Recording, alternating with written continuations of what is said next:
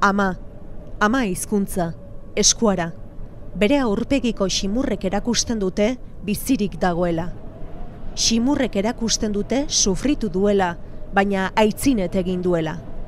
Ximurrek erakusten dute osasuntsu dagoela, irrifarrak eragindako ximurrak baitira.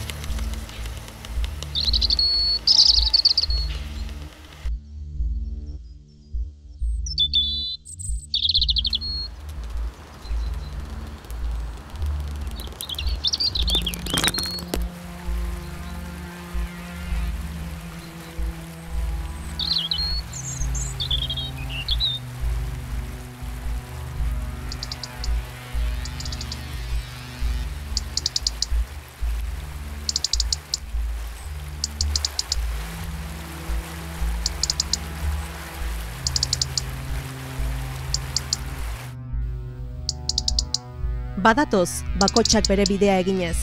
Bakoitzaren aniztasunean, desberdintasunean, aman komunian dutenak elkartzen ditu amak, ama hizkuntzak, eskuarak.